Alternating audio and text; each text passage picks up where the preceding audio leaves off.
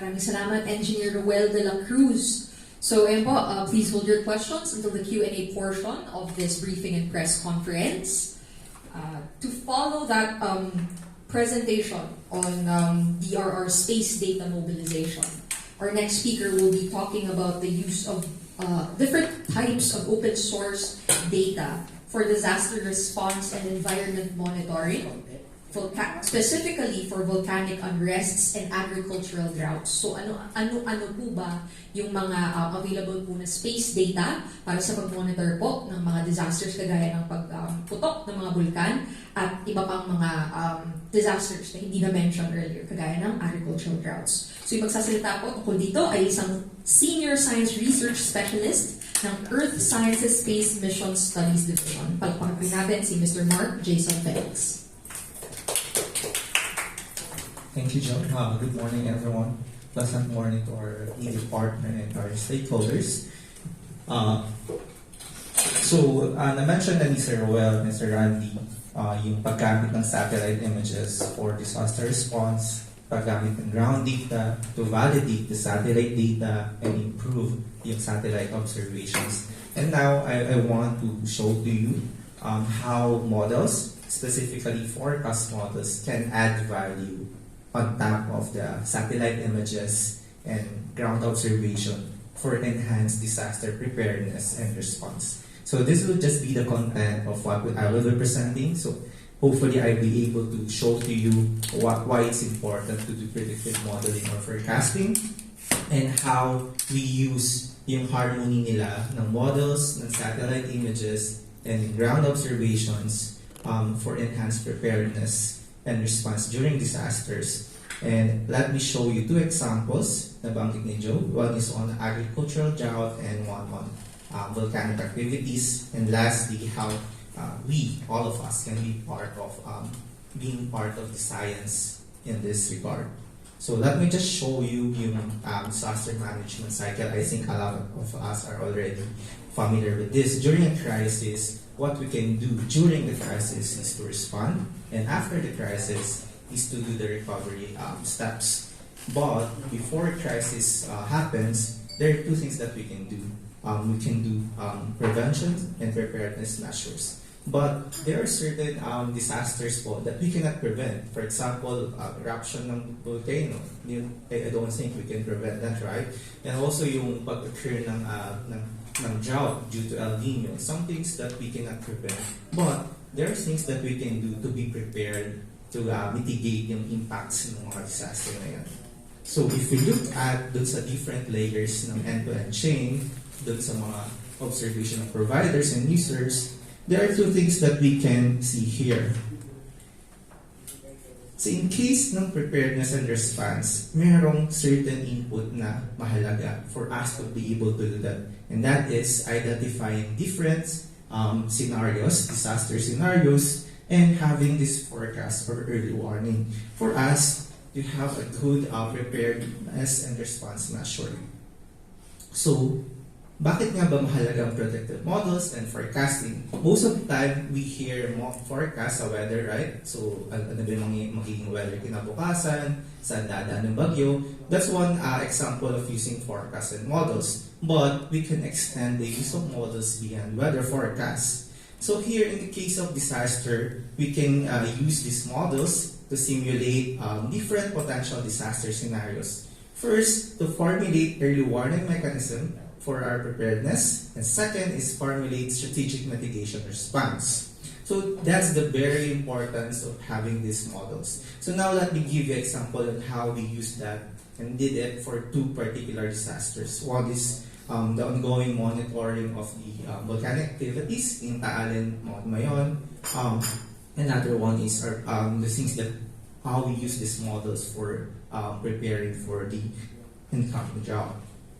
One is here I'll be showing you an example of actual satellite images from GEM sensor, which is a Korean satellite, geostationary satellite, and a model predicting kung saan pumupunta or pupunta yung sulfur dioxide na fume or emission na nagagaling sa mga volcan. So when they are active. So here on the right, that is the actual time series ng sulfur dioxide emission from the gems. And we can see here, merong kulay red na pixels dito. So that denotes a high concentration of sulfur dioxide here, one sa Taal, and another one sa Mount Mayon. So that is during June 6 to June 8 na observations. And using models, we can track so mga susunod na araw, saan ba papunta yung fume na yon? So importante sa atin yan kasi as we know, sulfur dioxide is harmful sa health ng tao and we want to know saan sila pupunta so that the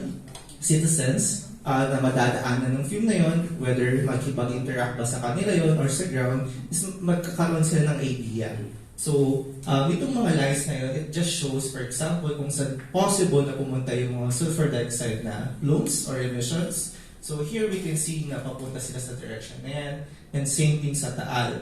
And we are able to validate that using satellite images itself because the satellite images can validate yung actual track ng mga finorcast na models. So that's one importance of using these models. So just to compare, last June 6 to June 6 to 8 and currently June 14, just several days ago, we can compare ano na ba yung volcanic activities using satellite images. And we can see here na noong June 14, mas less na yung volcanic emissions na ma-observe sa Taal at sa Mayon. Though meron pa rin konti as we can see dun sa mga red pixels, pero hindi na siya kasing intense prior those days na na-observe natin siya noong June 6 to 8. And even on the Mayon, mas less na rin yung sulfur dioxide. Which,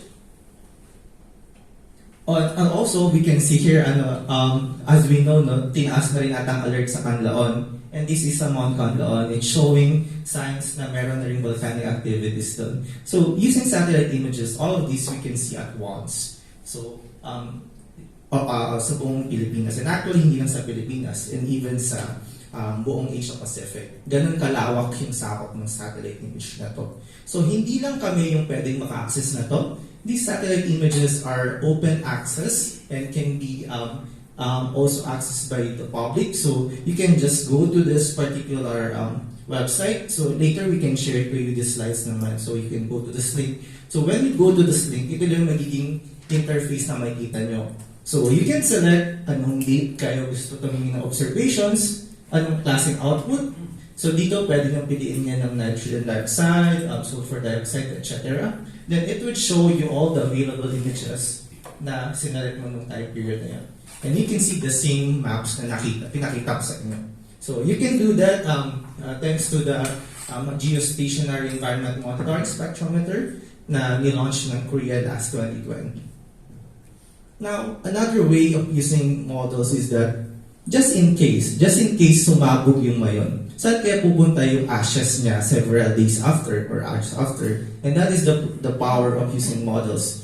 We can, in a way, model or predict kung saan pupunta, for example, yung ash plumes, just in case nagkaroon ng major eruption. So this is one of the simulations that we did, just in case last June 9 nagkaroon ng major eruption. So we can see here na kung saan ba pupunta yung ashes using these models. So we can see here na medyo is going northeast yung plume kapag sumabog siya. And we can simulate yung track niyan after June 9, June 10, June 11. And that is an important information. Kasi if you know na kayo yung madadaanan ng ashes, you can do some preventive or measures to mitigate the impacts of having those ashes falling in your area.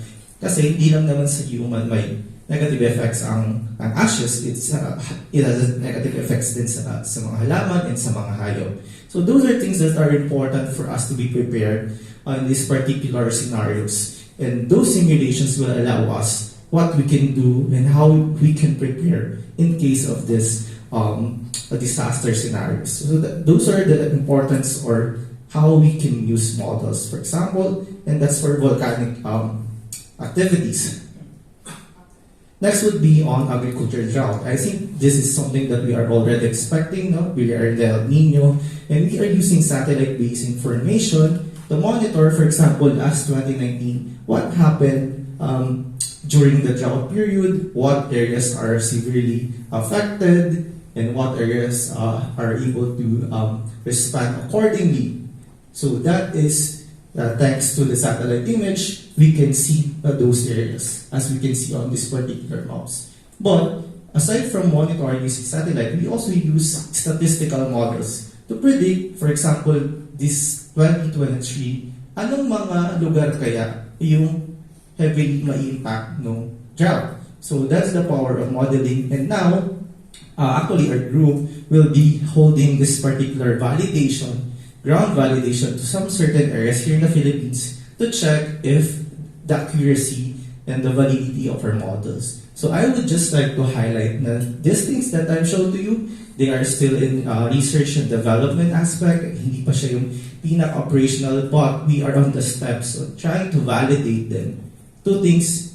One is to make sure that accuracy is acceptable. Second is to improve the accuracy so that it can go to the next step of operating it or making it operational. Of course, that would happen with the assessment of our partners and agencies na mandated to do this particular notice to the public. So we are partnering with Felix, with NDRC, and DNR in this kind of endeavor, research and endeavor. Of course, we have the same goal naman, which is to protect and help the public on this kind of scenarios. So that is one on the agricultural drought.